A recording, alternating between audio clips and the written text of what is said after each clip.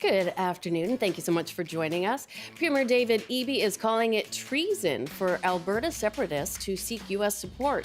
But is Alberta really serious about breaking free from the rest of the country? And how would that impact Canada? And have you traded crazy nights at the club for quiet time on the couch, hot tea for tequila shots? We'll look at why more people are calling it quits on the nightlife scene. I'm Amy Bell, in today for Michelle Elliott, and this is BC Today.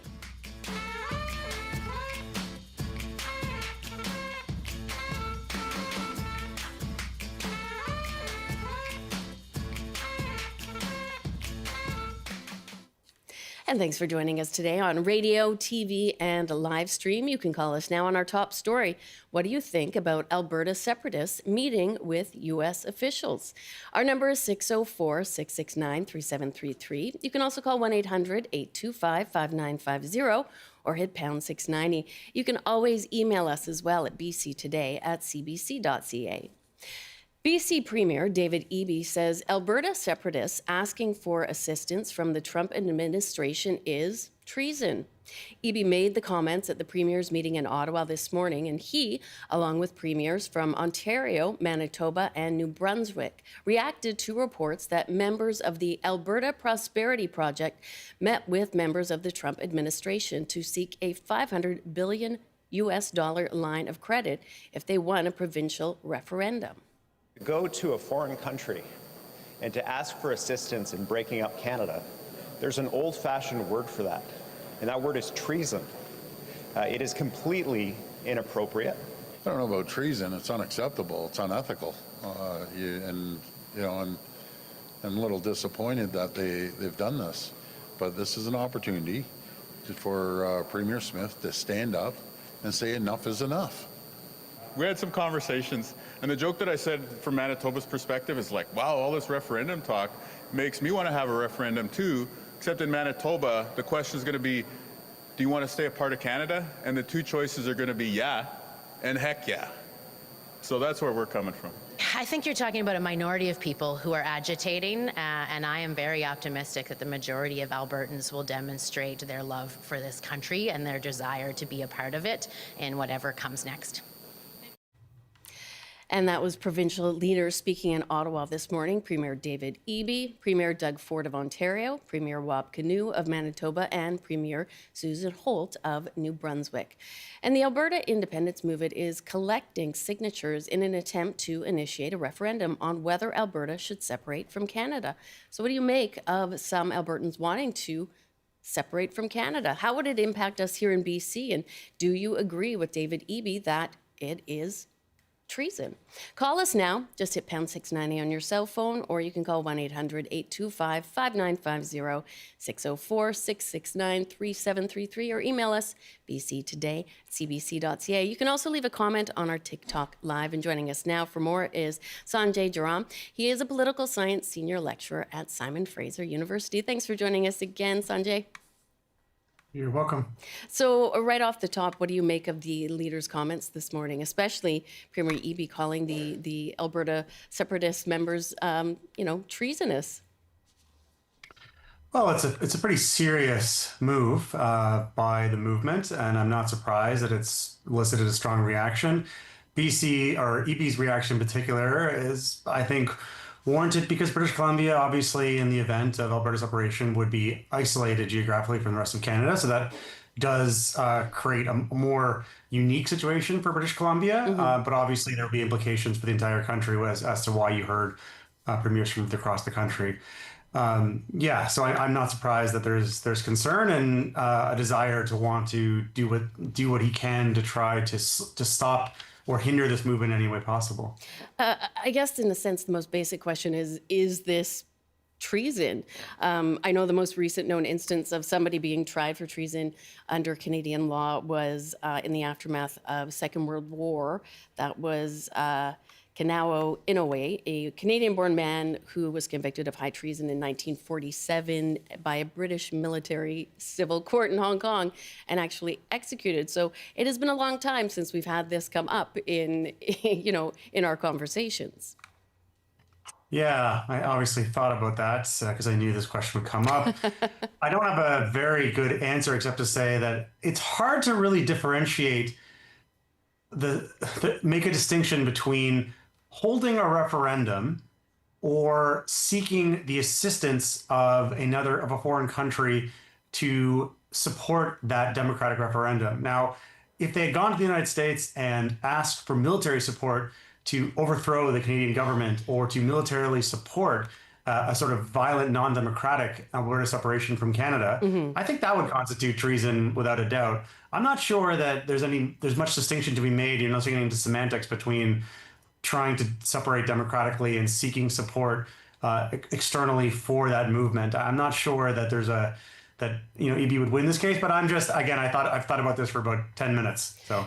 Well, and it is. We've had referendums, of course, in Quebec. Yeah. We've seen them around the world where people are trying to have sovereignty. But, seeking out, I suppose, that support in whether it's a secret meeting or not anymore, I guess that's sort of taking it a bit step further that makes people a bit wary. I want to get some calls in. We're obviously getting a lot on this conversation. We'll go to Peter in Victoria.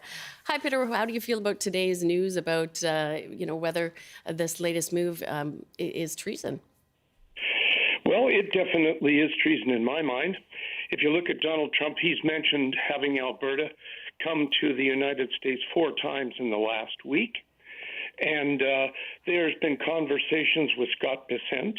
Mm-hmm. The separatists in Alberta sent a delegation down to Washington to sit with the American people who would like to subvert Canada. It's pretty obvious, and Trump has said it many times, that they want to take Canada. Now, breaking it up would be a good start. And if you look at the U.S.'s playbook around the world for color revolutions and other aspects of taking over or subverting other countries, this is part and parcel of it. This is how it works. They put subversives in place.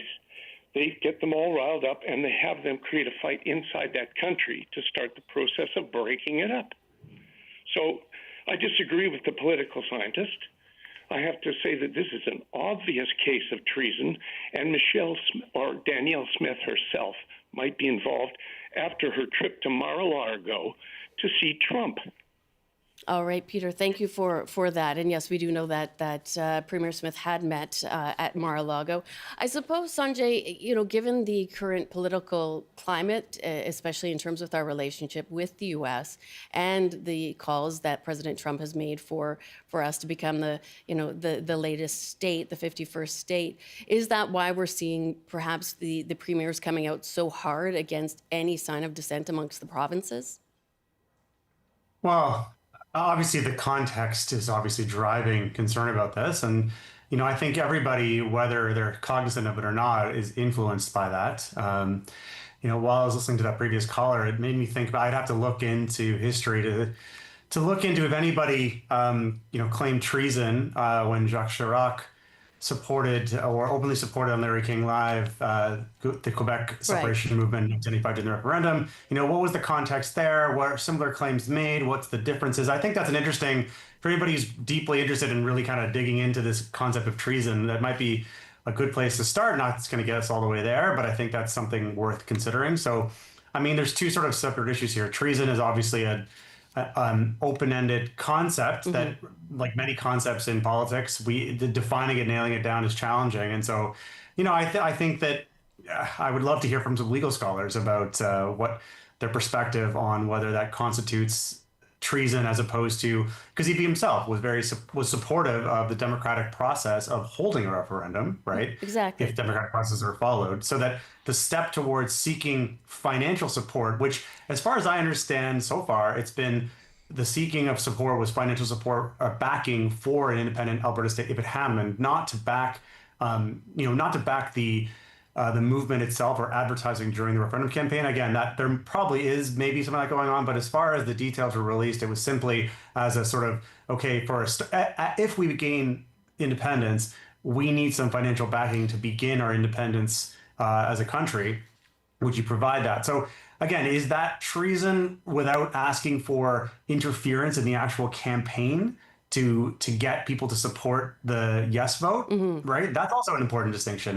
So far I haven't seen any evidence that took place. So, I think there's a lot to unpack. Oh, there certainly is a lot to unpack, and we're sort of doing that in real time with you today, and looking at the legality of it. But I do think that's a very important distinction, that this meeting, under the pretense, according to all sources, was if we were to become separate, would we have some financial help from the U.S.? Not to get to that point. Just an hour ago at a press conference in Ottawa, both Danielle Smith and Mark Carney were asked to comment on the Alberta separatists seeking help from the U.S., and I want to get their response now. Well, I would expect that the U.S. administration would respect Canadian sovereignty, and that they would confine their discussion about Alberta's democratic process to Albertans and to Canadians. And I will raise that with my delegate in Washington, so he can raise it with members of the administration, and I will raise it with my delegate in Ottawa, so he can raise it with the U.S. ambassador. I fully associate myself with Premier Smith's comments just then. I expect the U.S. administration to respect Canadian sovereignty. I'm always clear in my conversation with President Trump to that effect, and then move on to what we can do together. Thank you. Do you think that Canadians can trust Danielle Smith to take action on this if needed? Action, sorry, in what sense? To take action on this issue, if they're calling for it to be treason, if she were to sort of tell the separatists to stand down, if she were to push forward for a referendum, I guess I'm asking where Canadians should sort of see her alliance, whether to again, her province. I think on what the comments she just made, I think they're indicative of that distinction we were just discussing, right? Is that I think, within those comments, it seems to me like she's basically saying that until she recognizes or sees an obvious attempt by the American government to interfere in the process of Alberta seeking separation, at that point, she seems pretty clear that she would draw a line, and what she would do then, she didn't say, but she's drawing a line there. But I think she's just indicating she hasn't seen evidence of that yet. I know that you do have to move away very shortly to your class, but before you go, just hypothetically, what would it look like for us here in BC if Alberta were to become separate to the rest of the country? Oof, that's a question. That's $1 million question. I don't have a good answer to that except to say it obviously posed challenges for our economy. I think just first and foremost, in terms of what would that mean? Would we be able to pass, goods through Alberta? Just a means of communicate. Like, would we, what would Alberta's airspace? How would that be constituted? There's so many issues that would arise from this that would just be challenge upon challenge for British Columbia to a greater extent than other provinces. Not that the other provinces wouldn't face economic consequences, like I said, but I think British Columbia's challenges would be multiple, and so just. Yeah, it would be a fairly nightmare scenario, and that's why I think again, if I'm going to say something that may be proven incorrect in the days to come, I think Eby's response, I think the treason word, whether or not treason, or that's again we've discussed and we've kind of concluded that it's up for discussion. But I think his jump to say treason, where you didn't hear any other provincial premier say treason, I think it has to do with BC's special unique situation or a unique place within this issue. Right, and how deeply it would impact us as a province compared to many others. Sanjay, thank you so much. Obviously, so much to unpack on this today, and I have no doubt we'll be touching base with you in the future. Thank you. You're welcome. That was Sanjay Jeram, a political science senior lecturer at Simon Fraser University. And of course, tons of calls. I want to get to them now. Brent in Quadra Island, what are your thoughts on the Premier's statements today about this being treason? It's clearly treason, undeniably treason, and I'm wondering if it's possible for an individual to go down to the local courthouse and file a private criminal information against the individuals involved, and those names should be given. I once filed a private criminal information against a cop, and they had to take it. So, and I urge any lawyer, anyone involved that knows this, to go to the nearest courthouse and file a criminal information against those individuals. Okay, and find out. We were warned during the Mulroney free trade debate that if the Conservatives signed a free trade deal with the U.S., this would be the situation we'd be facing. And they ignored those warnings. That's why we're in this situation now. All right. Brent, thank you so much for that. Bert in Victoria, what are your thoughts on what occurred today with the news of the Alberta separatists meeting with U.S. officials? Yeah. We're talking about this group of Alberta separatists. Mm-hmm. So we have a label for them. But and then we're making it sound like all of Alberta is trying to be separate. Well, first of all, I'd like to know how many people are actually in this so-called Alberta separatist group. Like, what is the percentage of the population of Alberta? Yeah. And secondly, we shouldn't even be giving them any credibility, any airtime.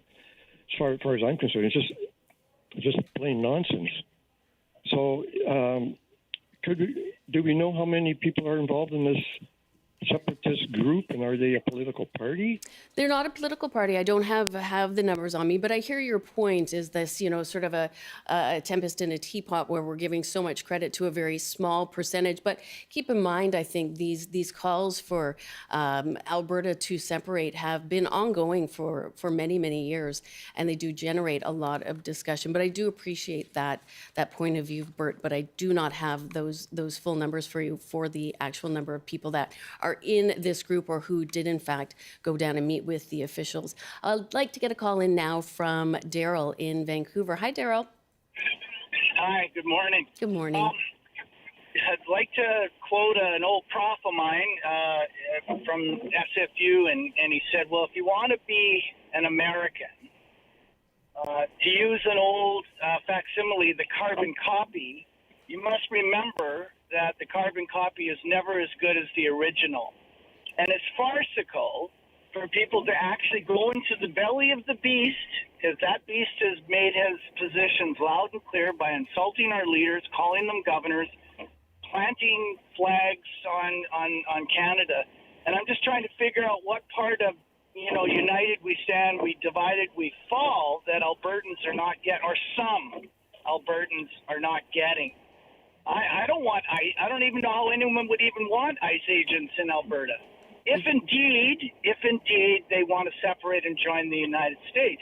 But going down to talk to people that are as happy as hell that we're going to be divided is a name. And that Daniel Smith is trying to speak a conciliatory, well, we'll see what happens, Pat. And I'm irate. And if you want to buy Canadian, I won't buy Albertan if they do something stupid like that. I mean, it's a name. And I love Gordon Elliott, my prophet, Simon Fraser. He's the one who said that. Anyways, thanks for taking my call. Thank you, and shout out to your old Professor Gordon. I do have just a few numbers in from a Polera Strategic Insight survey. Found that 90% of 1,000 Albertans surveyed said they would vote for separation, and 75% would vote against it. The separatist referendum needs 177,000 to get the approval, I believe. We'll take some more calls now from, let me see here, Daryl in Vancouver. Oh, no, we just spoke with Daryl, I think. We'll go to William in Victoria. Hi there. Hi, William. What are your thoughts on today's topic? Well, our Constitution allows for freedom of speech, and so their concerns are valid, those of the individuals in Alberta. I'm a little disappointed in our Premier using the word treason. It's not an offense directly under our criminal code, but it does borderline on defamation. What I'm not concerned in the slightest of what's being expressed by those Canadians in Alberta, and I understand and respect that they are frustrated. I believe Danielle Smith when she said today after their premier conference with the Prime Minister that she wants to provide Albertans with hope. And I'm sure that within that discussion, within the details that are forthcoming, perhaps that will calm some of their concerns. I don't believe that the grass is always greener on the other side of the fence, and with what's going on down in the United States, I certainly wouldn't support that. Thank you so much for that comment. I do want to get a few more calls in. This one from Linda in Nelson. Hi, Linda. Oh, hi there. Hi. My view on this is it's just ridiculous. I think not only is it poor timing, but to actually go there, considering what the atmosphere has been like, it's just basically the Americans, Trump's delegation is just going to use this and toy with us and embarrass us.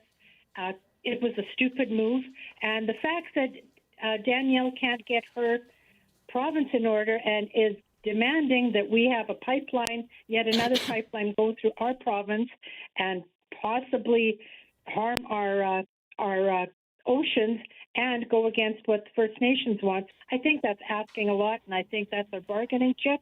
Until she gets her, together there, then absolutely discussions are off. It's ridiculous that they would actually physically go to the U.S. during this time. I'm insulted, and I think they should be deported. A whole lot of them. Some strong action there. All right. Thank you so much for that. Time for an email. This one from Patricia. She writes, I agree with Premier Eby's statement. It is a betrayal for Alberta separatists to meet with officials from the White House. We must, sorry, I just lost it there. We must remember the U.S. is no longer the same country under the Trump administration. It is sinking into authoritarianism and fascism in some respects. The brutal and illegal ICE raids are an example of this. Thank you so much to everybody that joined us. Obviously, a hot topic that we'll have much more on. It is 12:28, and this is BC Today. And lawsuits in the U.S. allege social media is engineered to addict. A social media user is claiming in a L.A. courtroom this week that prolonged use as a child contributed to anxiety and depression. Concerns are growing about what digital stimulation and addiction may be doing to the developing brain. And this morning on the Early Edition, host Stephen Quinn talked to occupational therapist and biologist Chris Rowan about the impact of technology on human development and its ability to addict both adults and children. Both. Young kids are very influenced by these tricks. It's important to understand that these companies hire psychologists, tech industry hires psychologists to actually train their designers on how to keep people glued to the screen. So, and why they need that is because that's revenue for them. They can post more ads. They can drive you to sites that are going to manipulate your mind and make you stay on that screen longer. So kids have so much growth in their brains, up to about the age 25. There's so much pruning of neurons that's going on and proliferation of synaptic connections that the kids are literally wiring their brains differently today to be addicted to screens.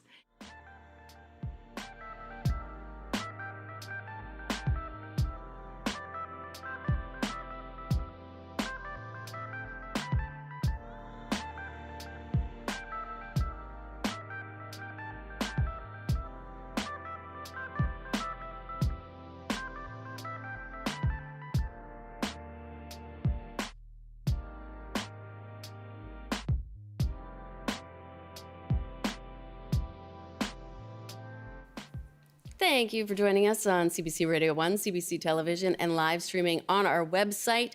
And you can also catch us on YouTube at CBC Vancouver. Coming up in our second half, are you a fan of hitting the dance floor or just staying home and hitting the couch? We're going to look at how nightlife is changing right after the CBC News with our resident party animal, Robert Zimmerman. Good afternoon. Alberta's premier says a proposed pipeline to BC likely won't go through Kitimat. Speaking in Ottawa today, Premier Danielle Smith says the initial plan for the route appears to be too complex. Smith says the new route should be submitted to the Major Projects Office by June. A person is dead after they were hit by a train this morning in Langley. RCMP say the person was walking along the tracks when they were struck. The victim's name has not been released. And cleanup continues after a CN train derailment east of Vanderhoof that spilled up to 200 tons of coal. The Environment Ministry says 34 coal cars came off the tracks yesterday. Officials say no coal entered the Nechako River, but it is along the shoreline. And now the forecast. Rainfall warnings continue for sections of Vancouver Island and Metro Vancouver, and a freezing rain warning is in effect in the Peace region.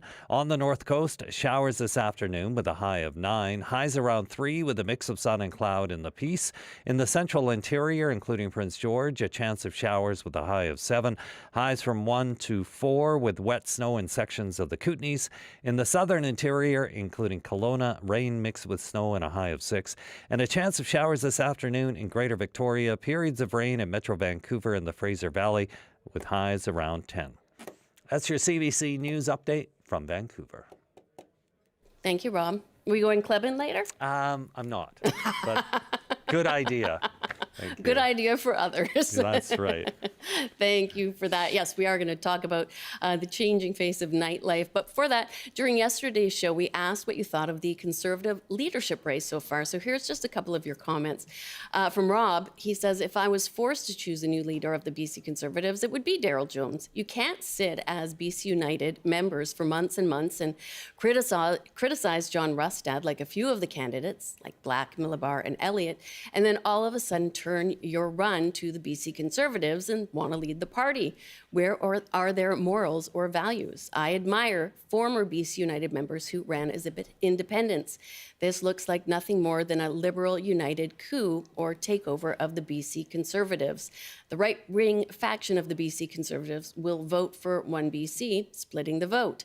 And Hunter wrote, I think the biggest issue with the Conservatives' big top attempt here is that, generally speaking, fringe right ideology aims to harm citizens not deemed good enough in varying flavors. By contrast, when a left-leaning party big tops the extremes are things like veganism, ecological preservation, and social programs aimed to raise people out of abject poverty and homelessness.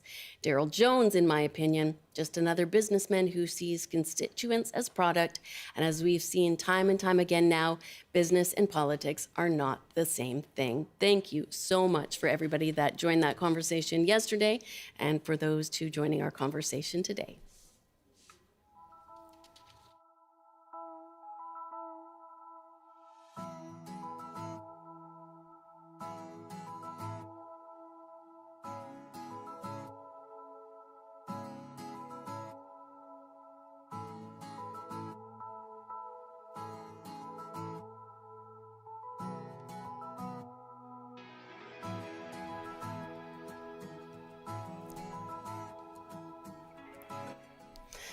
So it's a big question. Would you rather be, home in your sweats than hitting the town for a night out?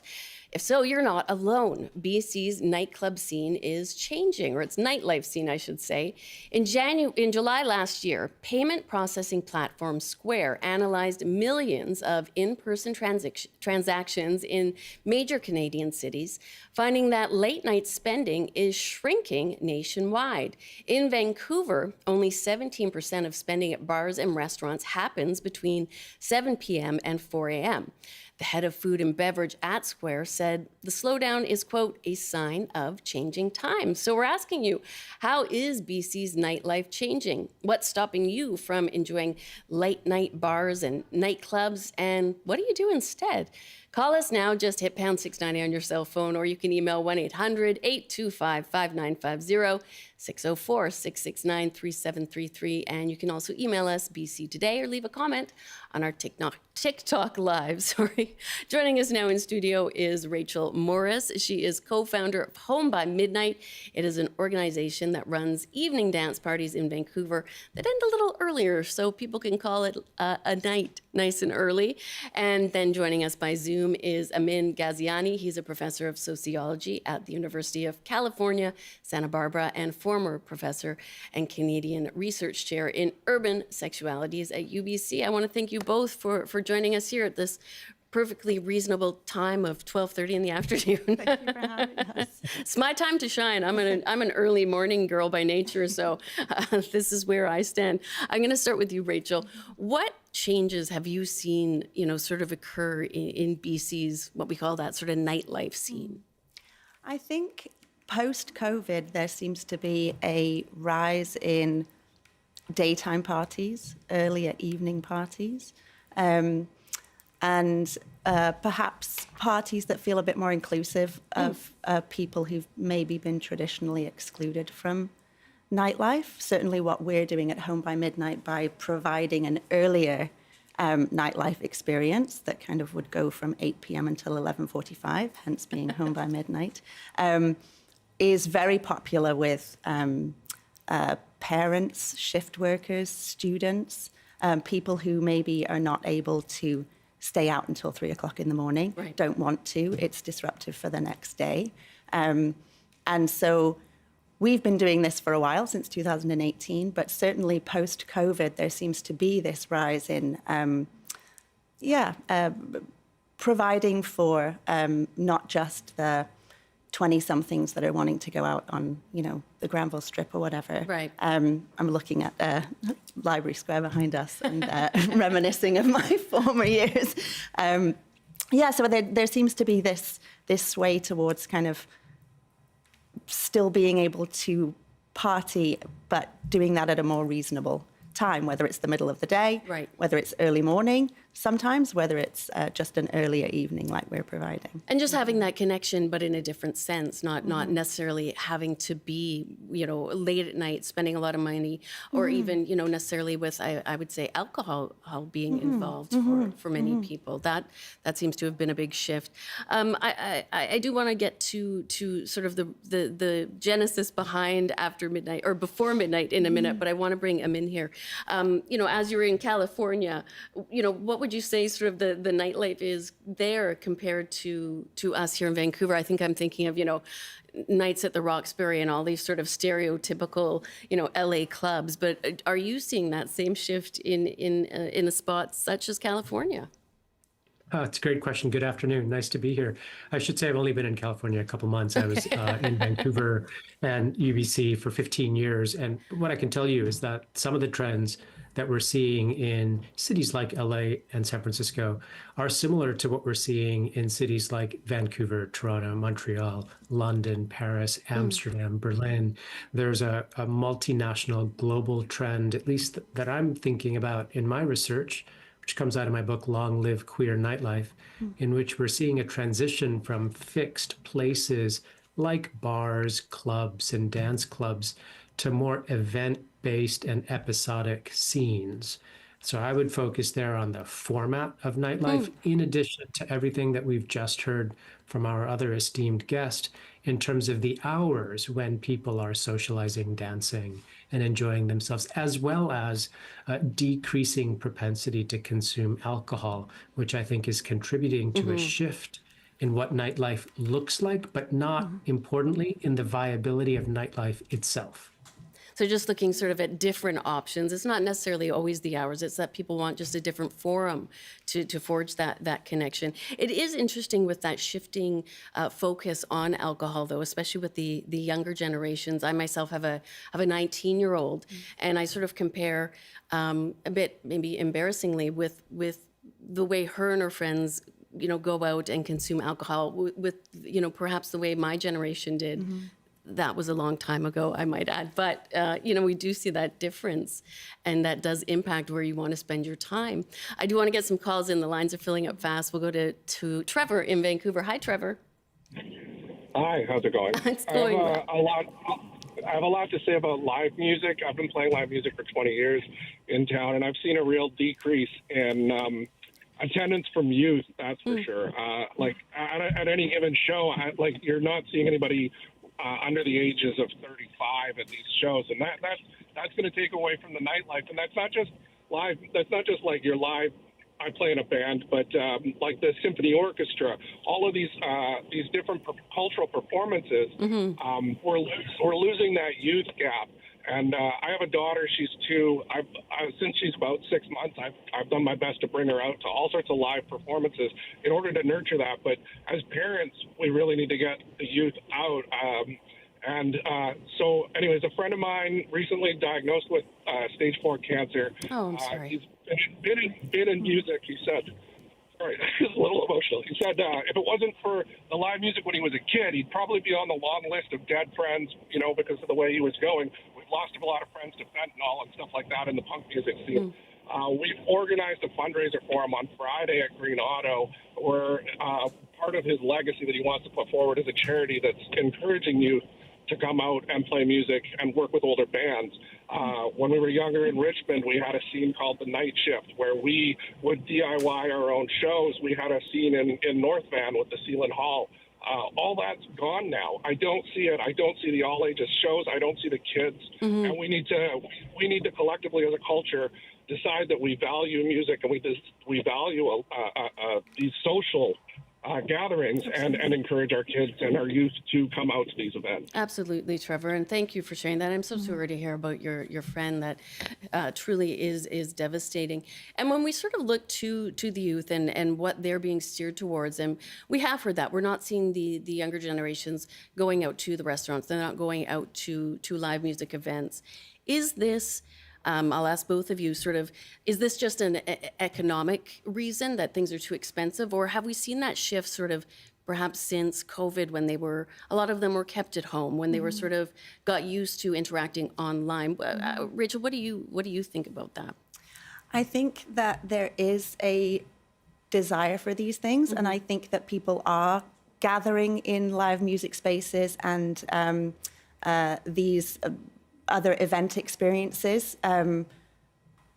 more so now, or at least in what I'm experiencing, there is this desire for people to be in that collective, to be part of a live music experience, to be part of a DJ experience or whatever. There certainly is a massive lack of spaces in which to invite all ages into that, and that's certainly something that we're thinking about at Home by Me, is how to be inclusive of the younger generations as well, be it the children of the parents that frequent our parties. Right. But I certainly do feel that that ache for wanting to create more spaces for this collective family music experience, for experiences of all ages and generations. I think the collective, having everybody together, is really positive, especially in this kind of over digital age. It can be such a beautiful connection, when all generations are experiencing the same thing and interpreting it differently. I mean, in terms of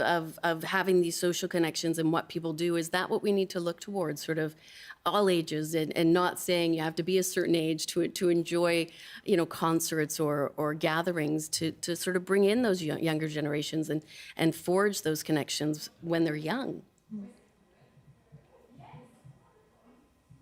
Sorry, was that a question for me? Sorry.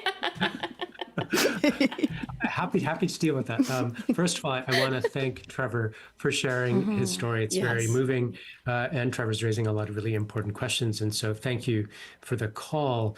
I think that wanting to be together, to belong together, and to move our bodies together is something that's constitutional to humanity, to the very essence of what it means to be human. I love that.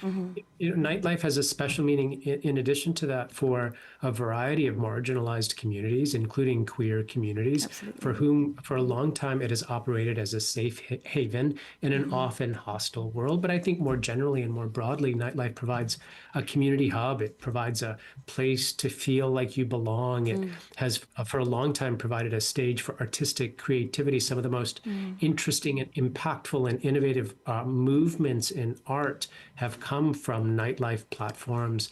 It's provided a place for political resistance. And so for all of these reasons, like watering holes and dance floors mean a lot to all of us. And as such, I have great hope and confidence and faith that they're going to be with us for a long time. Now, that said, things change. I mean, cities are organic, evolving, living things. And so that's why we're having a conversation like this. There are some interesting trends that we need to think about. And so certainly with the younger generations, it's a combination of both economic, to respond explicitly to your question, as well as some psychosocial dynamics that we're seeing. So we know that younger generations are less inclined to drink, at least in comparison to older generations. And that tends to be because of greater priorities to mental health and wellness. And some of that could come from the pandemic or just some evolutions in these generational profiles. There's also an economic rationale, undoubtedly, because the cost of a pint of beer or a drink has increased, skyrocketed. So the increase is actually quite substantial, and that's related to increases in land prices, the unaffordability crisis more generally, and so we see a trickle-down effect to the dance floor, to how much it costs to order a drink. But what we see in response also is an enormous amount of creativity and creative resistance with the emergence of the kinds of scenes that Rachel is talking to us about. We see silent discos, we see daytime discos, we see tea dances. People still want to dance and to be together. I think the mistake that we need to avoid is to think that the only way to do so is by drinking. And therefore, if people are drinking less, therefore nightlife is dying. That is a kind of association between two things that I encourage our listeners to avoid and resist. And I love that sort of releasing that tether that these two things have to exist, at the same time. And you're nodding when you're saying, yes, we need to connect, we need to dance and move, but we don't need to be drinking alcohol to do that. Yeah, people don't need to drink to dance. They don't need to go hand in hand. And I mean, they can do, but they don't need to exist together. And is that what you hear from a lot of the people that are coming to your events, that maybe the earlier hours, it sort of takes away that pressure to drink necessarily? I mean, we're not a sober event, but we certainly cater to a lot of sober. I myself am sober, and it certainly is not a hindrance to one's enjoyment of our evening. And I think that is, there has been this narrative that they seem to have to go hand in hand. And they don't, and we're blasting through that. We're creating spaces where it's not about the alcohol, it's about the community. It's about somatically moving your body in a free way, in a safe space, at a time that is convenient for you, because that joy does not need to go hand in hand with the way that nightlife has been executed for so many years. It can look so different, and yet that the sentiments of togetherness and the joy that comes from just moving your body is a privilege that we can all enjoy. Yes, and we can enjoy it any time of day. Just to be clear, have your breakfast kitchen dance parties. It's always a good way to start the day. We've got some more calls. I want to get to them. Larissa in Vancouver. Hi, Larissa. What are your thoughts on changing at nightlife and connection among people? Hi, I live in the West End, and I've lived in the West End for a very long time.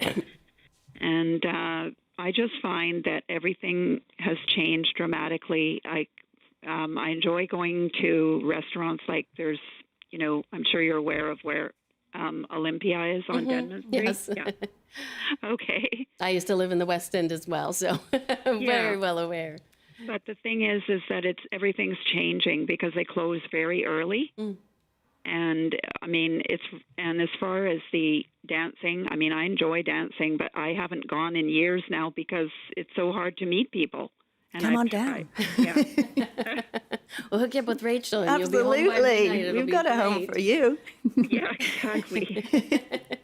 And I really appreciate you bringing up that point, Larissa, because we do hear that, especially here in Vancouver, that it is hard to meet people, and that it can be quite isolating. And, I mean, to what you were speaking of, that these social bonds that are forged when people are together and connecting, what is at risk when we lose that, individually, but also collectively for a city, when we're sort of in that deficit of having that type of connection? Well, I think that's an excellent question, but I imagine that I adopt perhaps a more hopeful perspective than what's implied by your question. I think that when we go out and have fun with our friends, really important things are happening. Like those moments create a shared emotional energy that promotes group pride and communal attachments as it reminds us who we are and how far we have come to feel joy together and to be together in this moment. And so I actually do not believe that change signals the absence of our ability to find each other and to cultivate moments of connection. I think that what we need to do is embrace a more open and diverse ways of recognizing how people are connecting, not question if they are connecting. Right. And I appreciate you making that point. It's a mind shift that we sometimes need to make, so we're not having this sort of self-fulfilling prophecy. Nina in Vancouver is going to join us now, and apparently this is something you've been thinking about a lot. Nina, tell me more. Hi, can you hear me? Okay. I sure can. Amazing. Yeah. So I just want to give you the context of how exciting this topic is for me. I'm actually in my car driving to a work meeting, but I was like, I talk about this with my friends all the time. I'm someone who loves to go out.